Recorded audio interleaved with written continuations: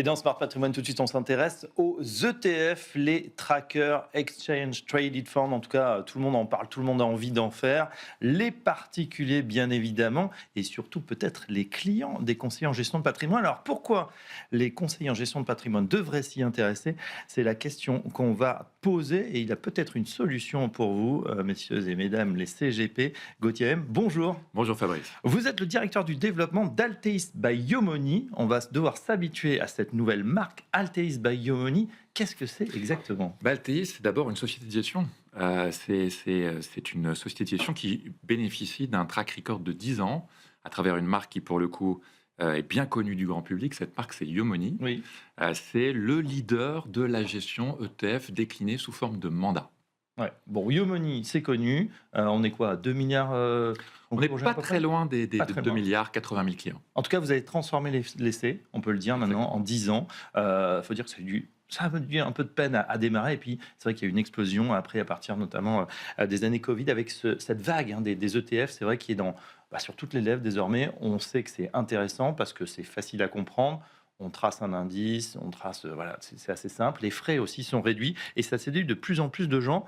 Les conseillers en gestion de patrimoine sont intéressés également par cette solution.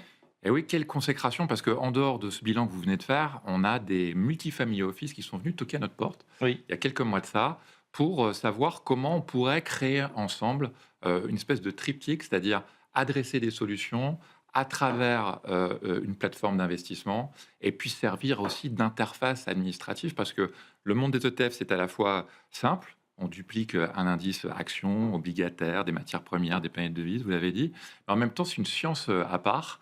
Et donc, qui de mieux pour adresser cette offre auprès des professionnels de la gestion de patrimoine que Yomoni? Alors justement, donc Alteis, la société de gestion de Yomoni, qu'est-ce que vous proposez concrètement? Alors concrètement, c'est d'abord une offre qu'on a designée avec ces professionnels de la gestion de patrimoine. Donc c'est pas quelque chose qui tombe un petit peu du ciel. C'est un vrai effort de co-construction. De quoi ils avaient besoin ces GPI et ces MFO? C'est d'une offre structurée, à la fois bancaire, compte titre et PEA, rare sur le marché.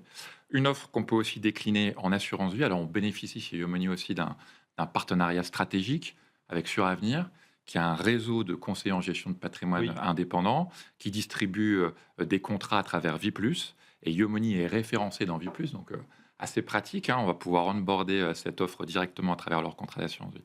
Et pour ceux qui ne sont pas partenaires ou qui ne sont pas encore partenaires sur Avenir, on a cette offre bancaire de PEA et de compte titre qui permet d'adresser du mandat ETF. D'accord. Combien de TF on a à disposition aujourd'hui? Oh, il y a beaucoup d'ETF. La question, c'est séparer le bon grain d'ivraie. Tous ne traquent pas correctement leur indice, tous ne coûtent pas non plus le même prix.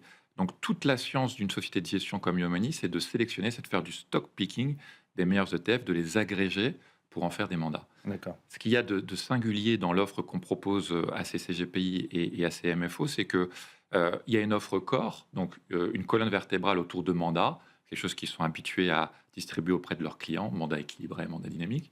Et on va pouvoir plugger à partir d'un certain montant des ETF thématiques, blockchain, crypto, défense, intelligence artificielle, autour de cette colonne vertébrale du mandat. D'accord. Donc tronc commun à partir du minimum jusqu'à quoi? À partir de quelques milliers d'euros dans l'assurance vie, à partir de 100 000 euros dans le compte titre et dans le PEA, et à partir d'1 million d'euros pour la gestion discrétionnaire. Très bien. Et à ce moment-là, on a accès, c'est vrai, à On l'ensemble de cette compose son stratégie. allocation, ce qui permet aussi au multifamily office de pouvoir facturer des honoraires et au CGPI de pouvoir avoir des rétrocommissions, ce qui est c'est pas juste un détail, hein, c'est le point un peu cardinal aussi de la distribution de Mais l'offre. tout à fait, parce que j'allais vous le dire, Gauthier M, c'est vrai que quand on pense tracker par rapport aux fonds traditionnels, les fonds, il y a à 2-3% de gestion, on peut partager, on a cette rétrocommission qui est intéressante.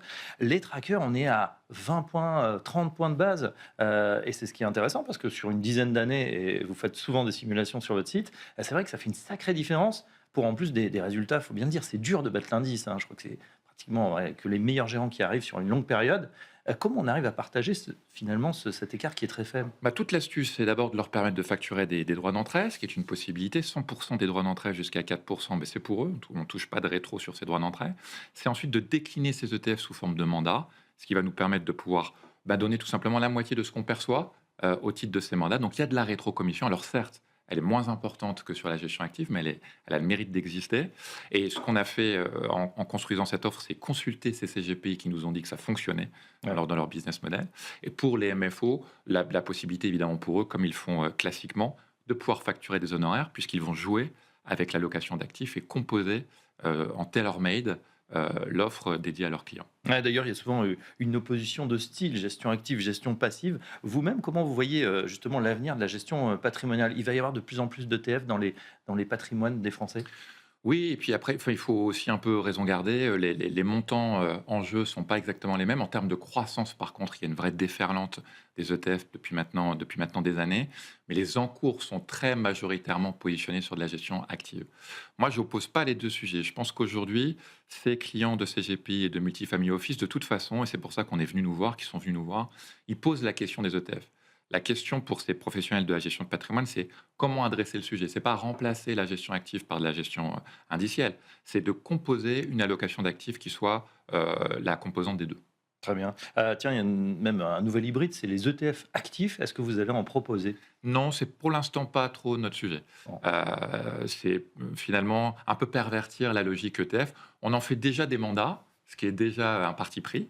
On n'adresse pas nos ETF purs sur des plateformes digitales, comme le font certains de nos concurrents. Nous, on les compose sous forme de mandat. C'est déjà une certaine façon de mettre un petit peu de gestion active, mais on ne va pas plus loin. On veut garder la vertu de ces ETF que vous avez décrits, c'est-à-dire les indices.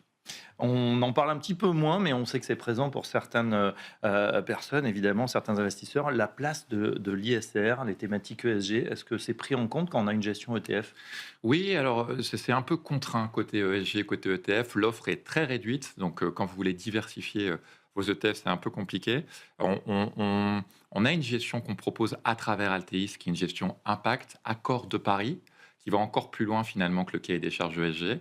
Et c'est un mandat que nous ont demandé certains MFO, un en particulier qui est Erest Family Office, Oui. avec lequel on a construit l'offre, un gros family office de la région lilloise, qui avait besoin notamment pour ses clients d'une gestion impact. Donc il va plus loin que le ESG. Ah bah voilà, on connaissait bien sûr Yomoni. Il va falloir compter désormais avec la société de gestion, donc Altéis by Yomoni. Gauthier M, on rappelle que vous serez présent à la convention patrimoniale, c'est en fin de mois, 24 et 25 septembre. Tout à fait. Stand H48, on vous Allez, donne voilà, le rendez-vous. petit coup de pub pour savoir, pour découvrir peut-être cette nouvelle offre. En tout cas, bah voilà, amis CGP, MFO, Multifamily Office. Voilà une offre qui n'a pas passé inaperçue. Merci Gauthier AM. Je rappelle que vous êtes directeur du développement donc d'Altéis by Yomoni. Et à très bientôt dans Smart Patrimoine. Merci beaucoup. Dans un instant, la suite, enjeu patrimoine.